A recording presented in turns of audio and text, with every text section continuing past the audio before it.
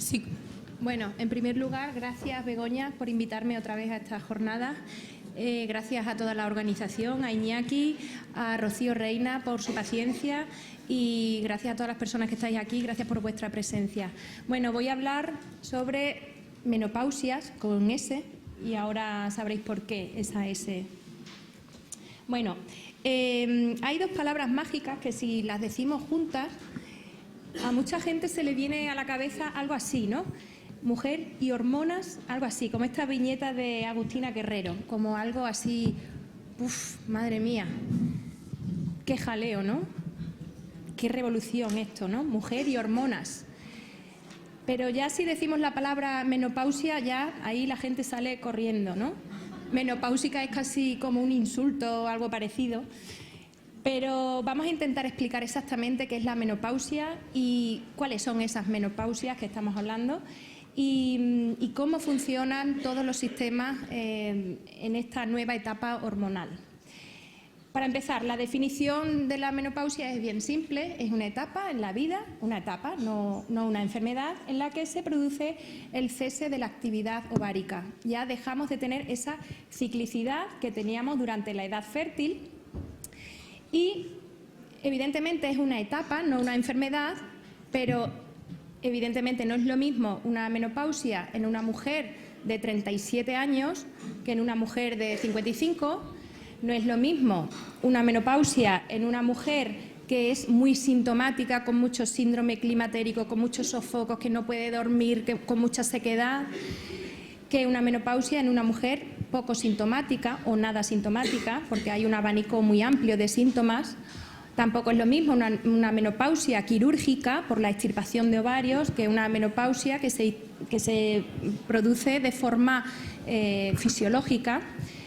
Esto hablando solamente de criterios biológicos, pero si nos metemos en los aspectos psicosocioculturales, pues igual se abre un abanico muy amplio de menopausias. No es lo mismo una menopausia en una mujer que es segura de sí misma, que tiene un buen autoconcepto, que no tiene miedo a esto de envejecer, que una mujer pues con una autoestima por los suelos, que tiene un concepto del envejecimiento como algo terrorífico. Pues evidentemente toda la esfera psicosexual pues va a ser mucho peor, ¿no? en este perfil.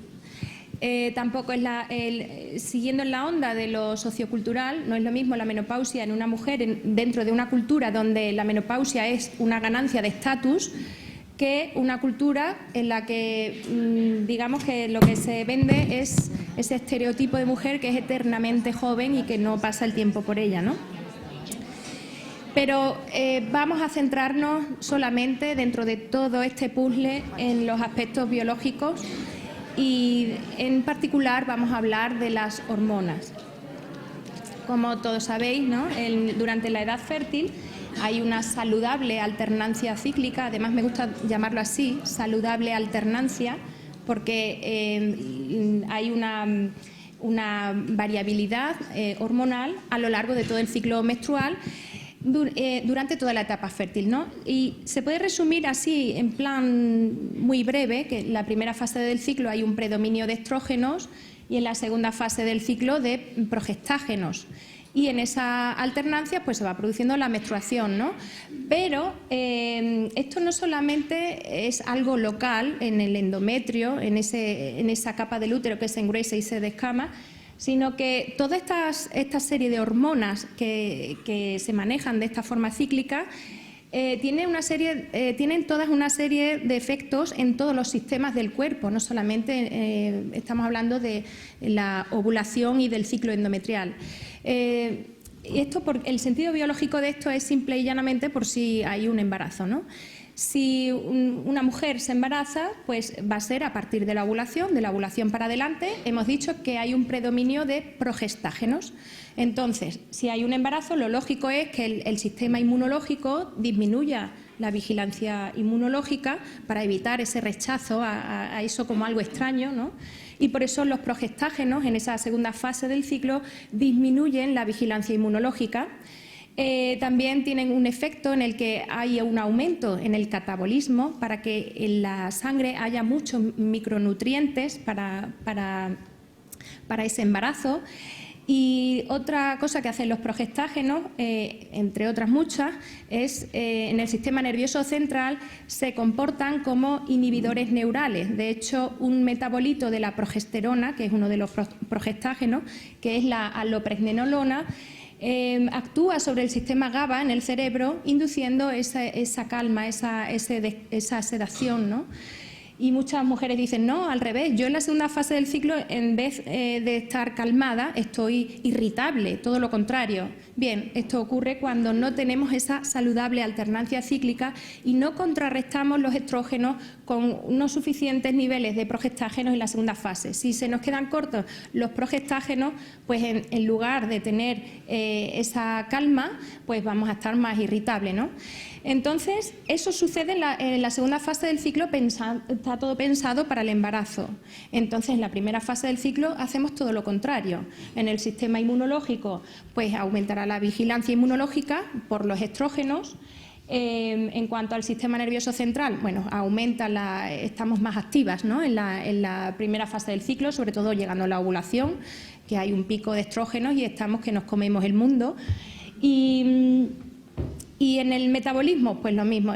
Si los progestágenos aumentan el catabolismo, pues los estrógenos el anabolismo, ¿no? ¿Qué es lo mejor? ¿Tener el sistema inmunológico, por ejemplo, muy elevado o muy bajo? Si está demasiado alto, vamos a tener más incidencia de enfermedades autoinmunes. Si está demasiado bajo, pues vamos a coger infecciones más fácilmente. ¿Qué es lo saludable? Como las mujeres no podemos estar lineales todo el tiempo, pues vamos alternando. Subimos y bajamos la vigilancia inmunológica y así ocurre con todos los demás sistemas del cuerpo. Todo aquello que conforma el síndrome premenstrual, de cualquier cosa, ¿no? Que nos pase de forma cíclica en la segunda fase del ciclo y que lo achaquemos al ciclo hormonal, todo ocurre cuando no hay una adecuada compensación de esos estrógenos de la primera fase del ciclo. Bueno, y ahora, ¿qué ocurre en la menopausia? Si entendemos bien de dónde venimos, ¿no? Durante la edad fértil, cómo van esas hormonas, ¿qué pasa en la menopausia con el cese de la actividad ovárica? ¿No hay hormonas? Claro que las hay, lo que pasa que de otra manera y se producen de otra manera diferente. Y para eso tenemos que entender una serie de conceptos para luego irnos metiendo en la complejidad de esta ponencia.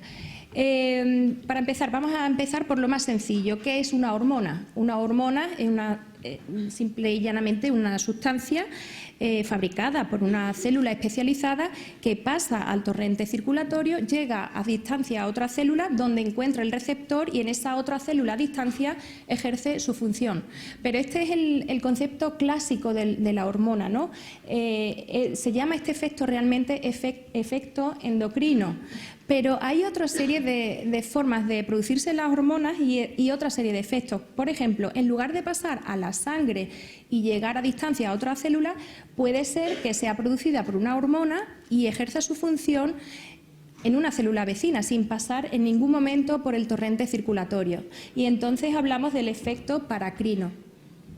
Puede pasar también otra cosa, que la propia hormona fabricada por la célula salga de la célula y regrese a la misma célula ejerciendo su función, y ahí se encuentra el receptor.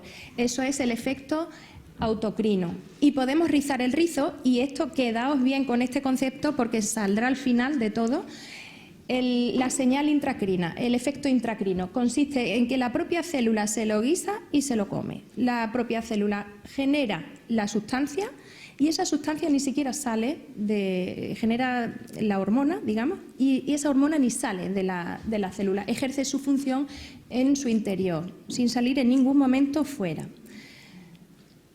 Y otra cosa que tenemos que saber bien para entender lo que vendrá a continuación es de qué sustrato, de dónde vienen exactamente las hormonas sexuales femeninas. Todas las hormonas sexuales están dentro del marco rojo, ¿vale? Son los andrógenos, que las mujeres también necesitamos andrógenos, estrógenos y progestágenos. Todas esas hormonas vienen, las hormonas sexuales, de la molécula del colesterol, que está en el círculo verde de arriba.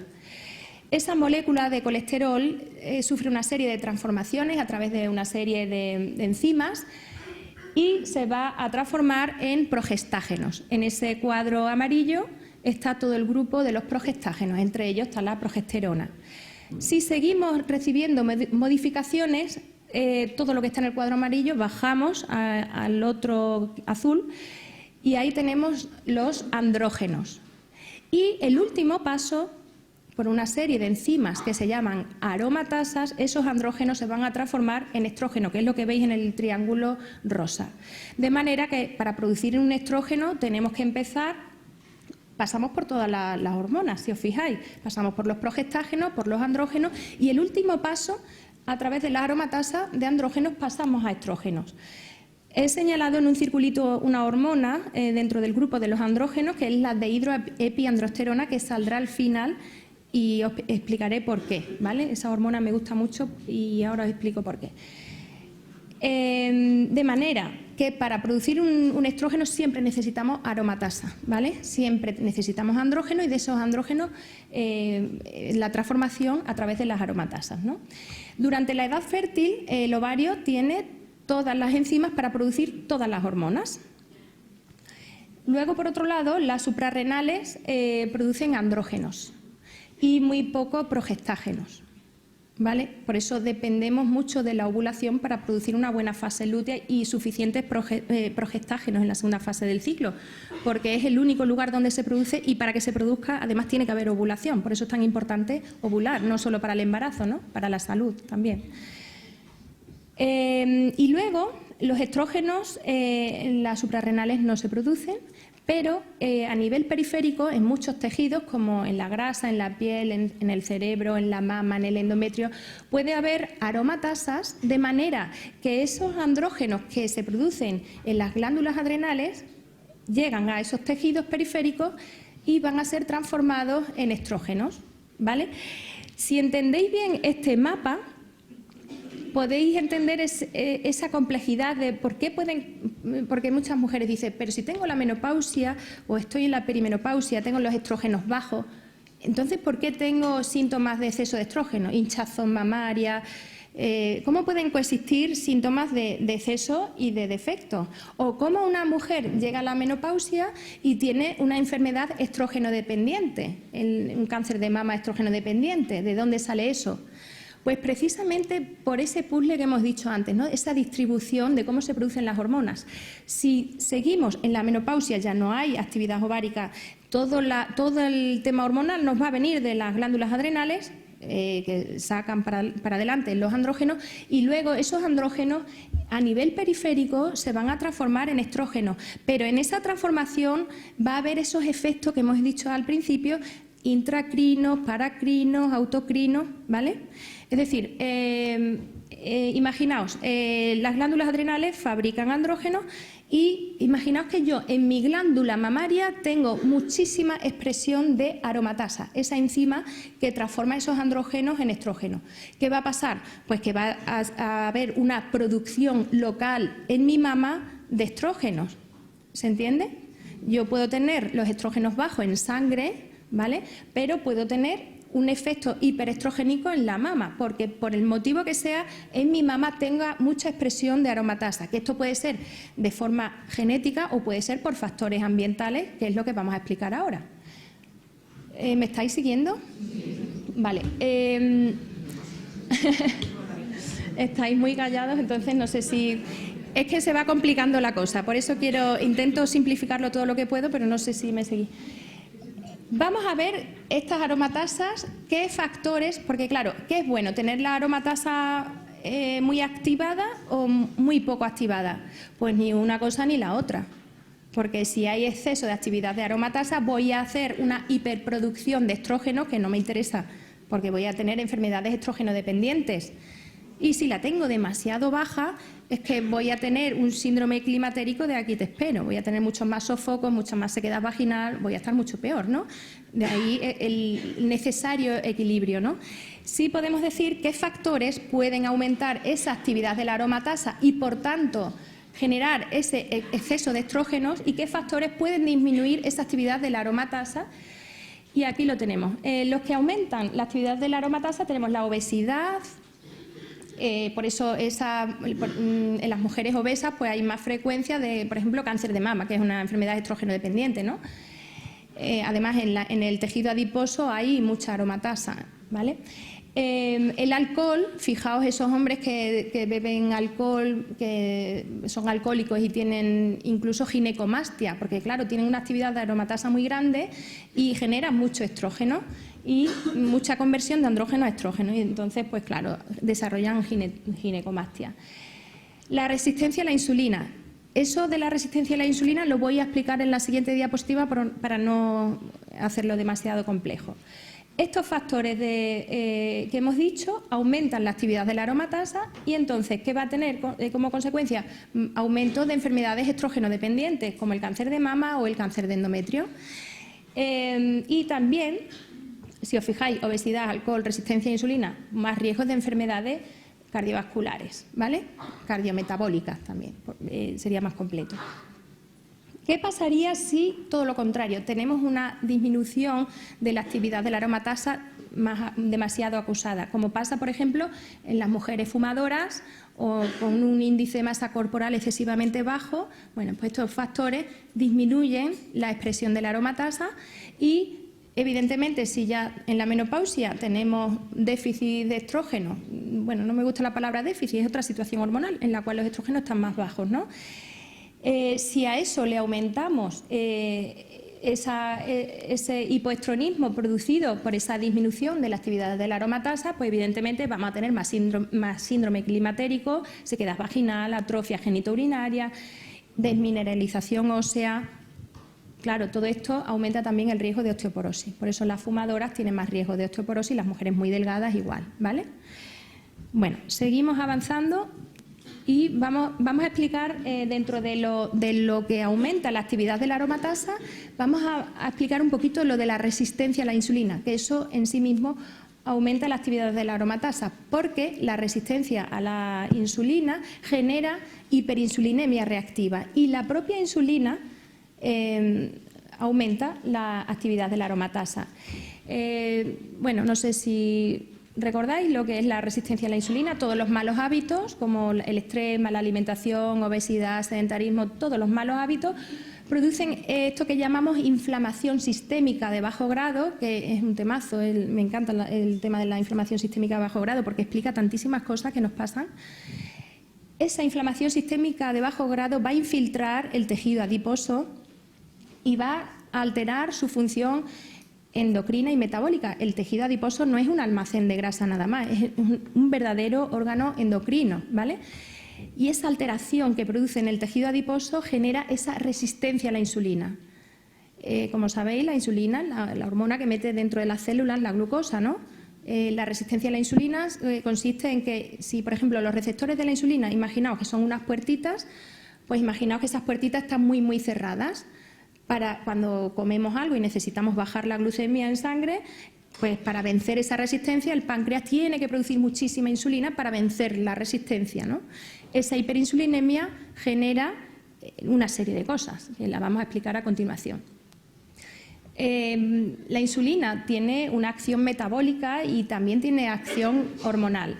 Dentro de las diversas acciones metabólicas, pues aumenta los triglicéridos, baja el HDL, aumenta la tensión arterial, baja el óxido nítrico arterial, claro, favorece todas las enfermedades cardiometabólicas, la hiperinsulinemia. Y esa es la acción metabólica de la insulina, pero también está la acción hormonal. Y la acción hormonal de la insulina es que estimula los andrógenos y también aumenta la actividad de aromatasa.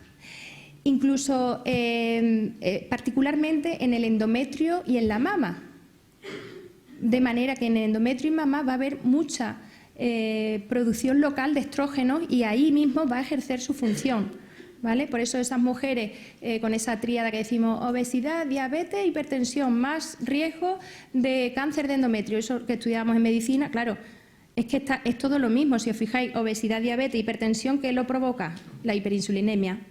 Cáncer de endometrio, ¿qué lo está provocando? Pues la hiperinsulinemia, porque localmente la insulina estimula la producción in situ en ese endometrio de estrógenos. Yo recuerdo que lo estudiamos así en la facultad, tríada, diabetes, obesidad, hipertensión, más frecuencia de cáncer de endometrio, pero no me explicaban por qué, y aquí está la explicación, ¿vale? Por esa hiperinsulinemia y porque tenemos que tener claro esos efectos de la insulina a nivel no solo metabólico, sino también a nivel hormonal. Lo que tarda. Y bueno, podría estar horas hablando de la menopausia, pero ya lo último me he querido centrar en un pequeño tema porque no da para más, ¿vale? Bueno, la atrofia vaginal es ese adelgazamiento del epitelio vaginal, se queda más pálido, más seco, pérdida de la rugosidad de los pliegues de la vagina, todo eso ocurre, ¿no? Esto en sí mismo no es bueno ni es malo, nada, eso es lo que es y no se considera una enfermedad ni nada de eso, ¿vale? Pero otra cosa es la vaginitis atrófica, que no es más que todo esto que he explicado, acompañado de todos esos síntomas, todo ese síndrome genitourinario, la sensación de sequedad, prurito, dispareunia, coitorragia, nicturia, urgencia miccional, disuria, infecciones recurrentes, disfunción sexual, todo esto se puede producir dentro de eso que llamamos vaginitis atrófica, ¿vale?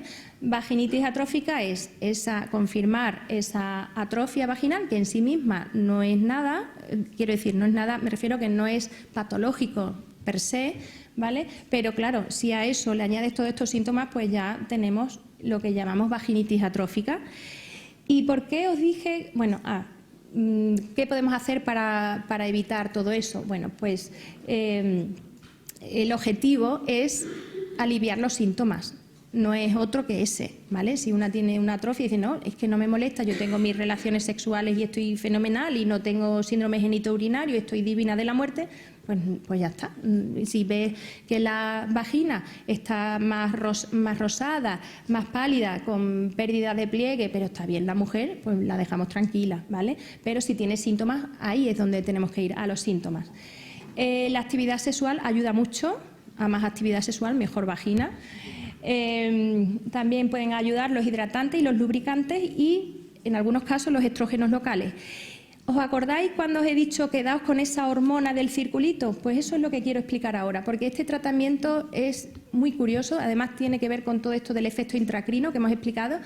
La dehidroepiandrosterona está dentro del grupo de los andrógenos. Si veis, tiene una situación privilegiada en ese circulito. Si veis la flechita, se puede transformar esa dehidroepiandrosterona en cualquier tipo de andrógeno y luego, si sigues para allá, en cualquier tipo de estrógeno. Es un comodín, ¿verdad?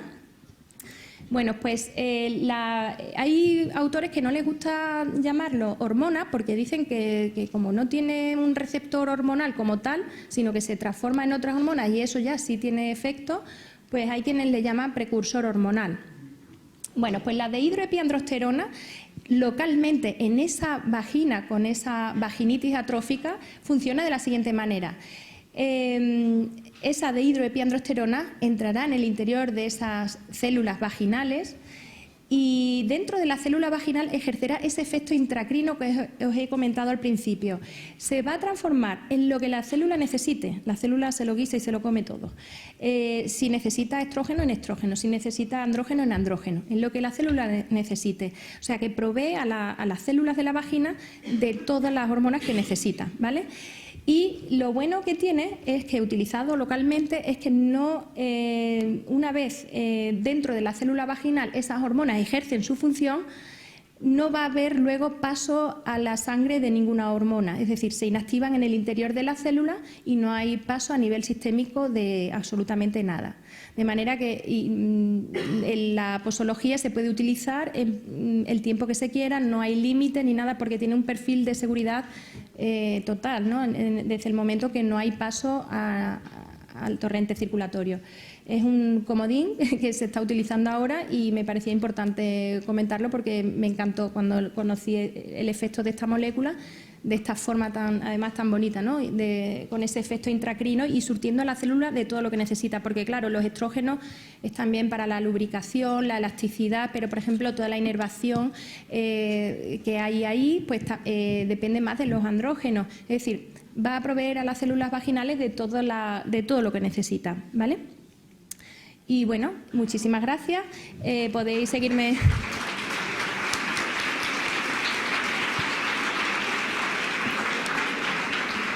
ahora podéis seguirme en las redes sociales, en la página web, y ahora cuando termine ya la mesa, porque vamos a estar aquí todas en la mesa redonda y tal, pero ya cuando termine todo estaré fuera, si queréis, firmando libros, que he venido a hablar de vaginas. Y nada, un placer. Espera. Miriam, ¿tenéis alguna pregunta? ¿Tenéis alguna pregunta? Vale.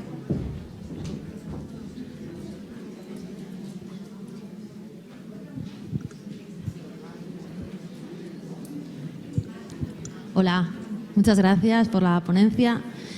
Quería preguntarte sobre los fitoestrógenos, si realmente funcionan como disruptores hormonales o como moduladores.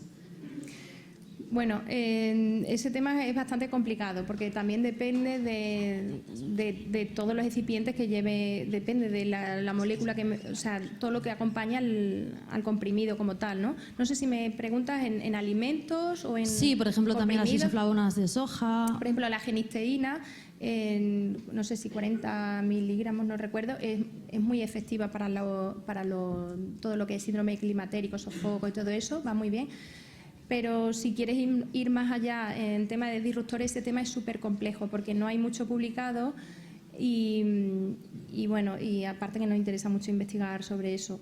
Y bueno, también decir que el efecto estrogénico de las isoflavonas no es tan potente como cuando te pones el estrógeno sintético, no tiene nada que ver.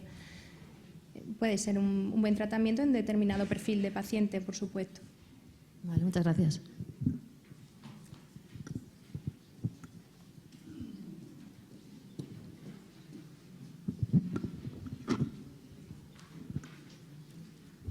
Pues yo quería que me ampliaras un poquito esto último que acabas de contar de la DHEA. Ajá, o sea, dihidroepiandrosterona. ¿cómo te la prescriben? O sea, ¿en qué formato está? Eso ahora existe en comprimidos vaginales y se utiliza, normalmente se pone 3 semanas seguidas y luego un mantenimiento de 2 veces en semana. Pero yo siempre le digo a las mujeres a demanda. Si tú te encuentras bien, lo dejas y ya está. ¿Y cuando cómo? te encuentres mal, pues lo vuelves a retomar. Lo pones de efecto de choque 2 o 3 semanas seguidas y luego lo mantienes un tiempo 2 veces en semana. Y sí que pone en la ficha técnica, todavía pone que en el cáncer de mama no, que tal, que cual, pero eso por lo visto sí que en Estados Unidos ya sí está puesto bien en la ficha técnica porque ya se ha demostrado que no hay paso de hormonas al torrente circulatorio y como va tan lento todo el papeleo que hay cuando se hace una ficha técnica, por lo visto dice que eso a lo mejor tardan años en decirlo, es decir, te lo digo por si lees ficha técnica y ves que en cáncer de mama no, es que lo van a aprobar para el cáncer de mama, porque claro, una mujer con un cáncer estrógeno dependiente no interesa darle estrógeno de ninguna manera, ¿no? Pero en este caso hay un perfil de seguridad total.